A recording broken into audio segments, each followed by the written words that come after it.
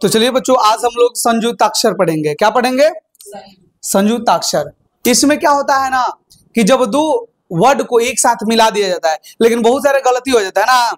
जैसे देखो, कभी कभी हम लोग लिखते हैं तो ऐसे ट्र लिखते हैं ना, तो इसमें र और ट एक साथ मिला हुआ है। कभी कभी मान लो कि हम लिखेंगे भ्र, तो इस प्रकार से लिखते हैं। कभी मान लो कि जिसे कर्म लिखना है, क्या लिखना है? कर्म, तो ऊपर ऐसे र लिखते हैं। देखो, कभी र ऐसे, कभी इसमें र लगा रहे हैं, कभी ऐसे ऊपर र लगा रहे हैं। इसको कब कहाँ कैसे लिखना है, तो ये आज हम लोग सीखने वाले हैं। बहुत इंपॉर्टेंट है ना।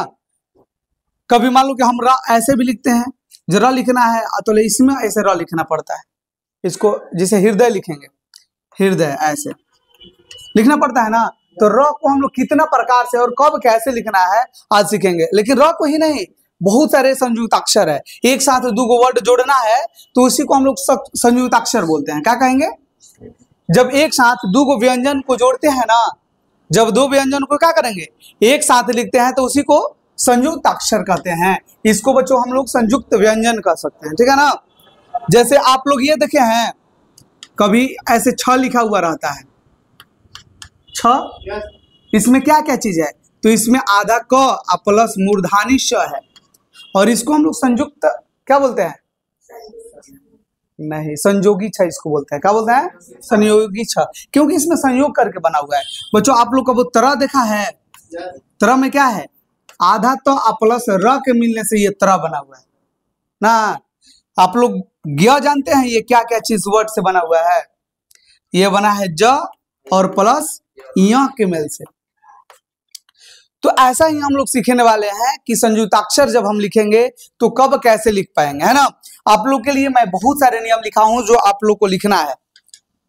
मैं ये सारे जो मान लीजिए कि यूट्यूब पर देख रहा है लोग, तो वो स्क्रीनशॉट ले लेगा, और जो बच्चे यहाँ पर पढ़ रहे हैं उनको मैं लास्ट में लिखवा दूंगा।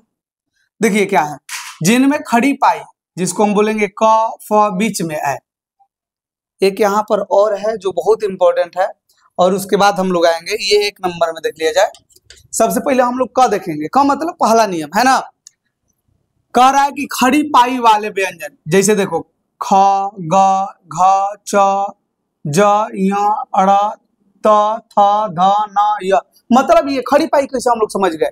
तो देखो ये ख बना हुआ है ना, ख, तो इसमें देखो एक जरूर सीधा लाइन रहेगा, है कि ना।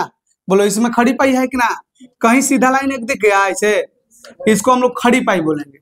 कहीं पर ऐसा व्यंजन दिखे उसको खड़ी पाई बोलते हैं।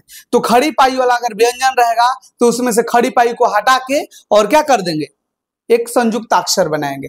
जैसे अब मैं यहाँ पर आप लोग को लिखवा रहा हूं, जिसमें देखो ये ख, ग, ये सब है ना, ये सब आधा आधा रहेगा। क्या रहेगा? आधा आधा। जैसे मान लो अच्छा लिखना है, क्या लिखना है? अच्छा। अब आप ही लोग बताओ, च क्या है? खड़ी पाई वाला है कि ना? इसमें देखो खड़ी पाई है कि ना, तो इसमें से हम क्या करेंगे, खड़ी पाई को हटा देंगे, इसको ले जाके इसमें मिला देंगे। अब कहोगे सर ये तो बहुत आसान है, तो यही आसान चीज है, लेकिन हम लोग को पता नहीं रहता है। और अगर हम लोग इसको अच्छे तरीके से समझ जाएंगे तो कभी गलती नहीं होगा। मैं ये सबसे पहले लाया हूँ आसान, ताकि आप लोग समझ सको कि हाँ ये है। अभी बहुत सारा है जो काफी इंपॉर्टेंट है, ये सीखना भी क्या है, बहुत जरूरी है। जैसे अब हम लोग बहुत सारे ऐसे ऐसे लिखेंगे, आप लोग देखे होंगे कभी। जैसे बच्चों पुष्प लिखना है, क्या लिखना है? पुष्प। तो इसमें स देखो मूर्धानी स जो है खड़ी पाई वाला है कि नहीं ना। जैसे ज्वार लिखना है, क्या लिखना है? पुष्प। ठीक है, पुष्पा लिखना चाह रहा है क्या? पुष्पराज। चलो देखो, जैसे लिखना है क्या चीज? ज्वार चाहे ज्वाला। तो देखो ज जो है इसमें खड़ी पाई वाला है, तो हम इसमें से क्या कर देंगे, खड़ी पाई को हटा के इसमें संयुक्ताक्षर कर देंगे। अच्छा, समझ में आ गया है वो? तो आप लोग ये गलती नहीं ना करोगे, और गलती होता भी नहीं है ये। चलिए अब आगे बढ़ते हैं, और ये आप लोगों को तो मैंने समझा दिया था। अब देखिए दूसरा का नंबर, ये बच्चों ख ये नंबर है या दूसरा नंबर इसको बोलेंगे। जिनमें खड़ी पाई, जिसको क, ये क्या बोलेंगे? क और फ बीच में है। जैसे क में क्या आता है, देखो तो क में आप लोग को पता है कहाँ आता है? बीच में खड़ी पाई। फ जब लिखेंगे तो बीच में, जरूरी नहीं क और फ ही केवल हो, ऐसा भी कोई जिसके बीच में क्या है? खड़ी पाई है, तो उसको हम लोग क्या कहेंगे? बीच में खड़ी पाई वाला व्यंजन। जैसे पहले झ ऐसे लिखाता था, आप लोग को पता नहीं होगा, पता है? चलो, तो इसमें भी बीच में खड़ी पाई आएगा, ठीक है ना। तो अब हम लोग ऐसा सीखेंगे, जिसके बीच में खड़ी पाई आए, तो इसको कैसे लिखेंगे? जैसे मान लो मक्का लिखना है, क्या लिखना है? मक्का। तो इसको कैसे लिखते हैं? देखो म लिख दिए ना, क को आधा लिखना है तो पूरा बीच में से नहीं हटाएंगे, सिर्फ इसको क लिखेंगे आधा और इसमें क संयुक्त कर देंगे और ये भाई हो गया मक्का। समझ गया? और यहीं तक अंत नहीं करेंगे, थोड़ा सा आगे तक इसको लाइन को बढ़ा दिया जाता है, तब जाके वर्ड बनता है। अच्छा बताओ, तो ये ऐसे हम लिख रहे हैं मक्का, ये सही है? नहीं। अगर हम ऐसे लिख रहे हैं ये सही है? नहीं। इसको थोड़ा सा और आगे बढ़ा करके और इसको आगे बढ़ा करके पूरा अच्छा से लिखना चाहिए। अब क लिखने का अपना तरीका होता है, ठीक है ना? और इस पर हम लिखेंगे तो ये पेन से इस पर फिसल जा रहा है। जब पेन पे हम लोग लिखेंगे कहाँ पर? कॉपी पे, तो क जो होगा पूरा इस प्रकार से होना चाहिए। अच्छा समझ में आ गया? ये सारे चीज को हम लोग ध्यान में रख करके और बहुत सारे त्रुटि को सुधार सकते हैं। आप लोग समझ गए? मक्का लिख दिए, चक्की लिख दिए, हाँ चक्का लिख देंगे। अब मुजफ्फरपुर लिखना है ना, क्या लिखना है? मुजफ्फरपुर। चाहे आप लोग दफ्तर चाहे रफ्तार देखे होंगे, रफ्तार, तो फ इसमें क्या है? आधा। हाँ और त संयुक्त अक्षर है, इसमें से खड़ी पाई तक हट रहा है नहीं, उसको ले जा करके खाली थोड़ा सा भाग उसके काट के उसमें मिला दे रहे हैं। तो आप लोग ये समझ गए कैसे लिखेंगे क और फ वाला। चलो और आगे अब हम लोग बढ़ रहे हैं। ये अगर नहीं लिखेंगे ना और हमारा दिमाग में अगर रहेगा तो हम गलती नहीं करेंगे। और यही ना है कि कभी हम हिंदी लिखे तो उसमें गलती ना हो, है ना? चलिए देखिए, जिनमें खड़ी पाई जैसे अंगा हो गया, ट हो गया, ठ हो गया, ड, ढ, द, ह, ये छोड़ करके कुछ और भी रहेगा जिसमें ना हो। जैसा हम लोग झ लिखेंगे तो ये खड़ी पाई वाला है ना? जैसा कोई ऐसा हो जिसमें खड़ी पाई नहीं हो, ऐसे ज्यादातर तो मैंने लिख दिया है नहीं, उनके नीचे हलंत या निम्नलिखित तरीका से लिखते हैं। बच्चों क्या लिखेंगे? हलंत। जैसे आप लोग कभी देखे होंगे विद्यालय लिखना है, क्या लिखना है? हाँ तो विद्यालय ऐसे लिखेंगे, विद्यालय, ठीक है ना? विद्यालय होता है, क्या लिखेंगे? विद्यालय। आप लोग ऐसे जानते हैं क्या लिखेंगे? ऐसे विद्यालय लिखेंगे। अब मान लो कि लिखना है चिन्ह, क्या लिखना है? चिन्ह। तो चिन्ह आप लोग दो प्रकार से देखेंगे, एगो ची हाँ ऐसे लिखा था चिन्ह, है ना? विद्यालय आप लोग एक ऐसा भी देखे होंगे, विद्यालय, विद्यालय, है ना? और यहाँ पर देखो बहुत सारे गलती करते हैं बच्चे, ये विद्यालय इसे लिखाता है, ये क्या है? दय है, क्या है? देखो ये इस प्रकार से है, इसमें क्या क्या चीज है? तो ये आधा द प्लस य के मिलने से बना है दय, है ना? लेकिन अब क्या करता है लोग, बहुत सारे ऐसे लिख देता है विद्यालय। बोलो कौन सही है? ऊपर वाला क्या वाला? ऊपर वाला। ये गलती नहीं ना करोगे, ये आप लोग को सही रखना है। और बच्चों चिन्ह में देखो हा को हम लोग नीचे क्या कर देते हैं? हलंत लगा देते हैं, नीचे वहीं से कर देंगे ना तो हलंत हो गया, तो ऐसा करेंगे तो ये हलंत हो गया, ठीक है ना? और इसको हम लोग दूसरे तरीके से ऐसे भी लिख सकते हैं, चिन्ह। नहीं समझ में आ गया? क्योंकि ये जो यहाँ पर देख रहे हैं चिन्ह, तो इस प्रकार से भी लिख सकते हैं और इसको ऐसे भी लिख सकते हैं। अच्छा इसमें आधा कौन है बताओ तो? न है कि ह? लगता है ना, लेकिन न आधा नहीं है। न क्या है इसमें? पूरा। देखो तो न तो पूरा है, हाँ इसमें क्या है? आधा। हम लोग को लगता है कि ये आधा है। अच्छा से ये समझ में आ गया? अभी आएगा जिसको पूरा पूरा एकदम हम क्लियर कर पाएंगे आप लोग को कि हाँ इसमें ऐसा ही होता है। चलिए आगे बढ़ते हैं, ये आप लोग समझ गए ना?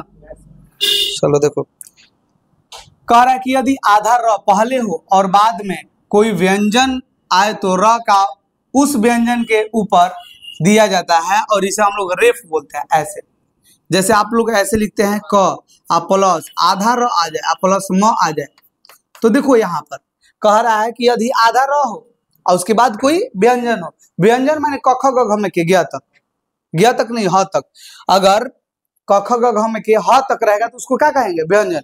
तो देखा एक पहले क्या हो र और उसके बाद क्या हो? कोई व्यंजन, तो ई र को हम लोग म के ऊपर रेफ लगा देते हैं, मतलब इसको क्या लिखेंगे? कर्म। इस प्रकार से। अब बताओ तो क आधा र और फिर म लिखा है, क्या हम इसको ऐसे लिख दे क्रम? नहीं, गलती हो जाएगा। क्या हो जाएगा? गलती। ये क्रम एक वर्ड सही है लेकिन ये गलती हो जाएगा। जब र आधा रहेगा तो म के ऊपर रेफ लगता है। क्लियर? अच्छा समझ में आ गया?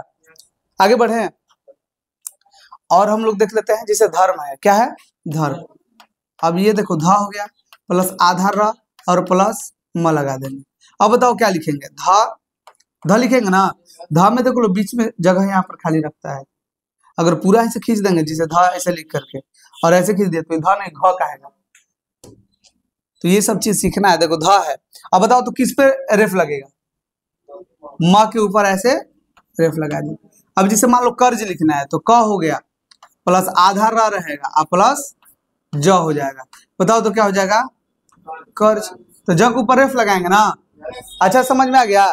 जैसे आधा र हो और उसके बाद क्या हो? ज, तो र को हम लोग ज के ऊपर रेफ लगा देंगे। क्लियर? अच्छा से बुझा गया? चलो आगे अब हम लोग देखते हैं। अब ज्यादा नहीं है, कह रहे यदि बच्चों आधा व्यंजन के साथ पूरा र रहे, यदि व्यंजन ही आधा हो गया है और उसके बाद क्या हो? र पूरा हो। जैसे हम यहाँ पर लिख रहे हैं क आधा है और प्लस हम र लिख दिया प्लस म लिख दिए।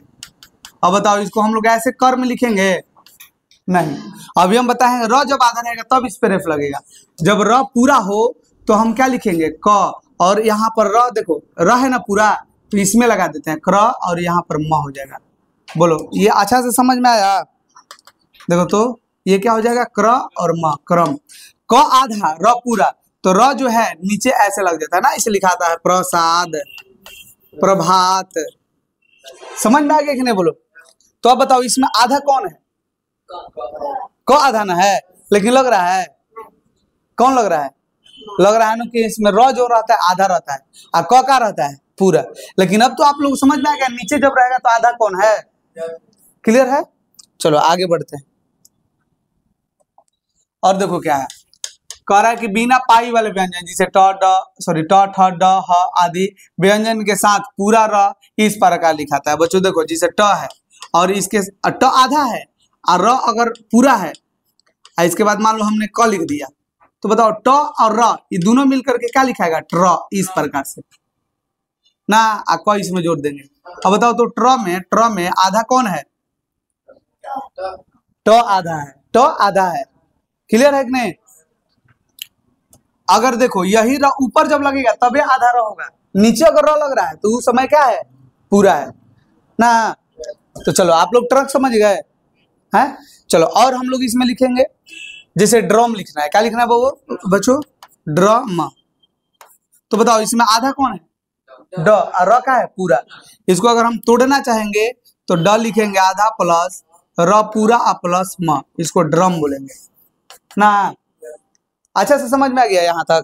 चलिए और हमने जितना था आप लोग को सारे सिखा दिया है और हम लोग संयुक्ताक्षर समझ चुके हैं। और ऐसा ही अगले क्लास में हम लोग बच्चों क्या सीखेंगे कि कब देखो हर्षई का यूज करना है, कब दीर्घई का यूज करना है, कब हर्षई से की यूज करेंगे, कब दीर्घई से की लिखते हैं ना। अच्छा इसका बहुत ही ज्यादा गलती होता है कि ना? कब हर्षई वाला की लिखे, कब दीर्घई वाला की लिखे, ना होता है गलती? कब हर्षई के की लिखे दीर्घई के, तो ये आगे हम लोग क्लास में सीखेंगे। चलिए ठीक है।